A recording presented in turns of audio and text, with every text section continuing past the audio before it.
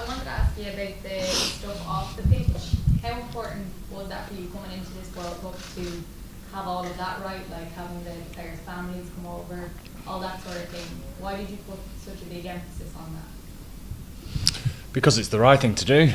It's the right thing to do because if families are being looked after and they realise that that's going on, then it makes these lads' life a lot easier, and not just that, not just because of that. It's because we want to.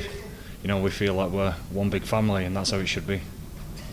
Johnny, do you think that's helped you all out on the pitch, that you're sort of able to be as normal as possible when you're coming here too? Yeah, it's been a huge help. Takes some of those stresses away in terms of trying to organise things off the pitch, and you know, all the partners and families have been flying over, looked after by the management, and hotels put up everything. So it's everything was looked into in terms of our performance, and we have to pay it back now. Tommy? Andy, are you a permutations man? Are you across all the numbers and everything, or are you viewing this as a knockout, do or die rugby match on Saturday night? Oh yeah, we want to win. It's a massive game. It's so important to us, and certainly obviously to them, but to the travelling fans and the people back home, etc. It's a huge game. We have Ian Henderson in our group. He's good at maths, so we're across everything as far as that's concerned. But the easiest way is to make sure that we perform well and deserve to win the game outright. Yeah. Andy, Ian Henderson being in over James, is that a case where James just missed out on a few reps towards the end of the week? Like, is he 100% fit to play? He is. He's fit, and he had a bit of a niggle on a wrist, but that's fine. And trained the house down. Actually, trained the best I've seen him train in a good amount of years. Yesterday, he actually nearly took Johnny's head off 3 or 4 times. So he's fit and round to go. There's no doubt. And if I could just ask both of you for your thoughts, Peter O'Mahony making his 100th cap this weekend.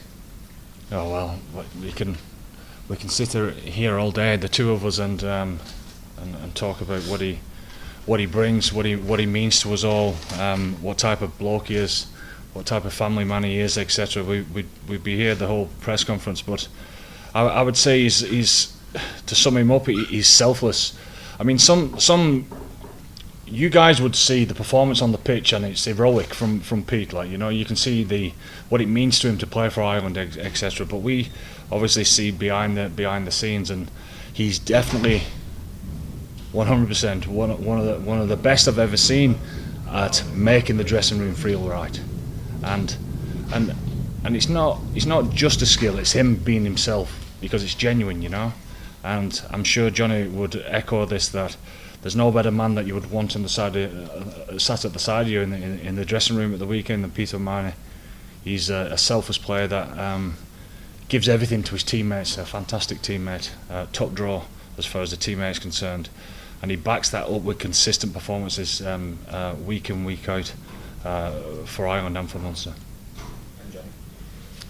Yeah, he's been a great friend of mine. Over the last however many years we've been playing together, probably 10, 11, 12 years, I'm not sure exactly.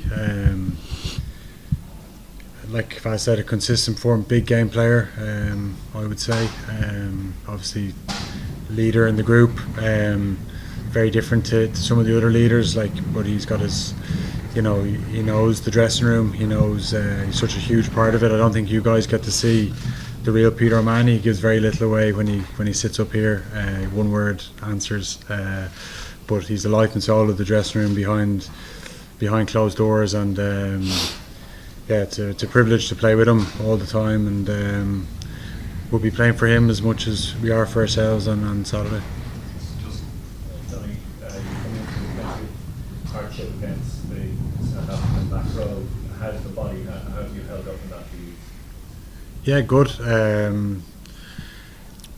I suppose the game, in terms of from my return to play, it was definitely the most physical, clearly.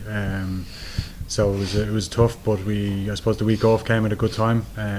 We had a few days off after the game, so probably 3 or 4 days where I could chill out and relax and try and unwind a bit from what was a hectic first few weeks, and then build again for this massive game.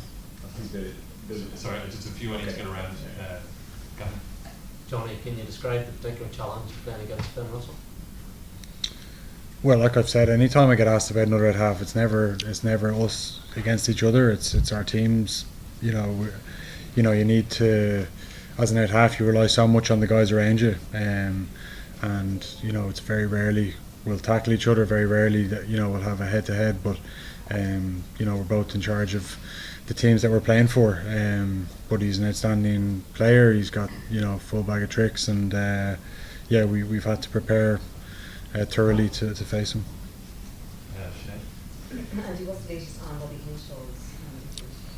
Yeah, he pulled up with a hamstring, unfortunately for him, at the end of the session on Tuesday, and the diagnosis with hamstrings, they want to see how things settle down, and probably takes about 5 days for that type of thing to happen, but it looks like it could be a minimum of a couple of weeks at this stage. Well, obviously we'll assess that as we go. Certainly, he'll be around and rehabbing, and we'll see how the weekend goes with other injuries, etc., and assess how Robbie's going along the way also. Sorry, Gavin, you second. Yeah, I just wanted to ask about Stuart McCloskey. He's obviously had to provide his time. He's become a dad as well. It's been a lot to deal with. How do you take the news he's been involved? He's been excellent, as has everyone else that's not played as much game time as they possibly would have wished for. His attitude's been top draw, and the message to those guys has been all along that you've got to be ready, and your attitude has got to prove that day in, day out, and it certainly has. As far as everyone's concerned, the Stu's one of those, and he's ready to slot in and raring to go. Question for both of you. It's okay, that game against South Africa, the atmosphere inside that was incredible. How big a role did the fans play this weekend, particularly in Scotland as well, bringing probably a fair number over too? Look, it was a very special atmosphere, a very special occasion in that South African game, and we enjoyed it after. And I think the fact that we had a game off, as in the weekend off, allowed us to do that. Normally, if you have a game the following week, you almost have to start preparing straight away. But we enjoyed the night and the celebrations, and then it's back down to Scotland. But in terms of this week, I know there's lots of Irish fans coming again. I'm sure the Scottish fans will travel, so it'll probably make for an even more special atmosphere because it'll be 50-50, I'm sure. Last question from live section. Sorry, does it feel like a knockout game? Yeah. Yeah, well, it is. It is a knockout game. Yeah, we've viewed it as like a last 16, and we've spoken about it, and that's why it's important that we got our preparation right, and yeah, we need to go out and get our performance right now.